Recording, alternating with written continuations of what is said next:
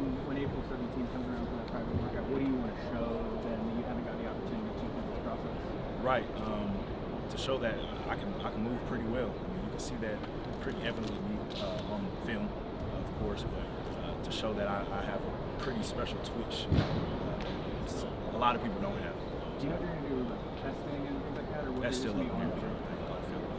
To go back to your versatility, there's so many felt like, guys have these certain things with their college. When do you think that started to change as opposed to offenses, just from your own personal? I feel like my role here has always been versatile, just because I came in as an outside backer and played a role in the start in high school and came into the inside. That was just the sprout. So going there and especially growing towards the end of my freshman year, I was playing inside and outside backer, so I enjoyed my time. What do you enjoy the most about this process? Because obviously it's something hard to prepare for, but what do you enjoy most about beating the combine and all that? Yeah, I enjoy the meeting purpose in general. Just sitting there making relationships with these teams and these coaches that have the profession, finding why you love football and why you want to do it and why should we draft you. Just the networking within the process has been great. These coaches that you see on ESPN and TV all the time, I'm finally get to meet them and get to pick their brain about some things.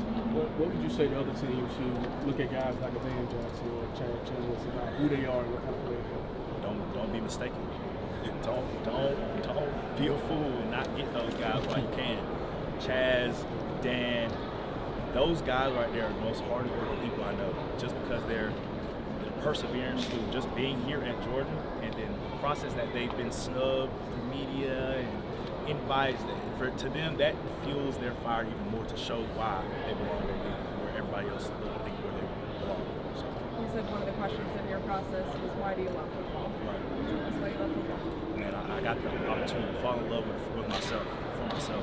My dad being a college coach, he let football come to me. He didn't force football upon me, which a lot of situations that guys get the sport pushed on them and then they fall out of love with it. So sitting there and being around it for so long, being in my dad's locker room, being on my dad's sideline and watching football growing up and then finally enjoying it for myself, that's where I truly fell in love with it. We know that you embrace defense and versatility, and that's really the big emphasis when you have conversations with scouts, coaches, GMs, all that stuff. Right. What's different about the way that you can play versatility on defense? See, a lot of people are versatile, but a lot of people can't do it well. I feel like I have the range and the confidence in myself to do each position at a great deal. I feel like inside backer, if I play inside backer, I'll be a great inside backer. If I play outside backer, just outside backer, I'll be a great outside backer.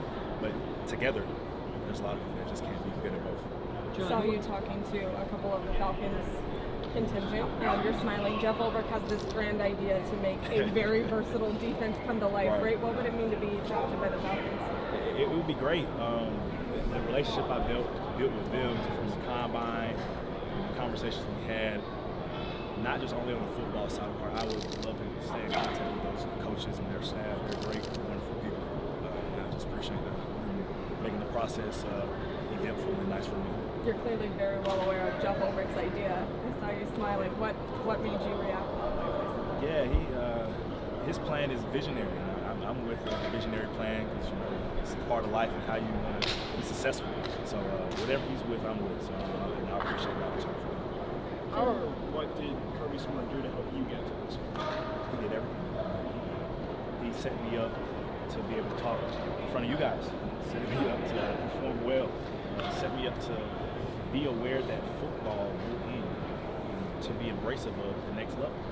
Once football comes in, I feel well prepared going into that workforce, being in whatever realm I'm in. I feel like the way they do things here is for a reason. I feel like every guy should follow that plan.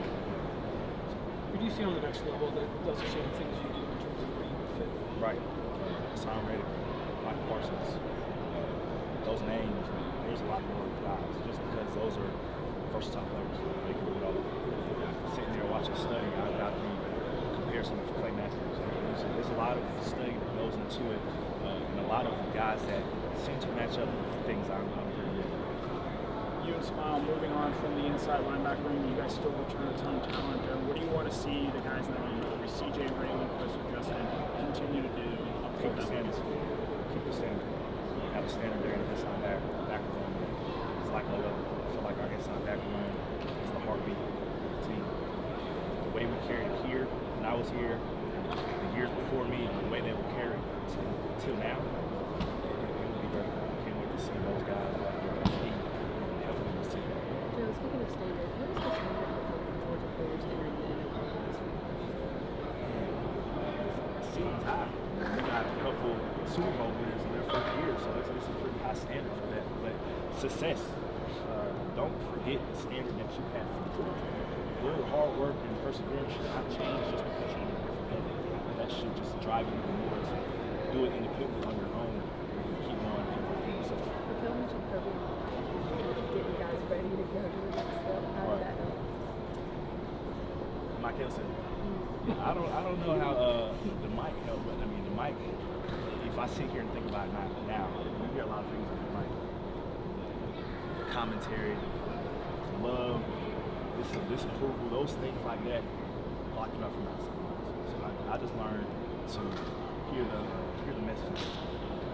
You're a guy from the Carolinas. What are the pros and cons of playing for a team?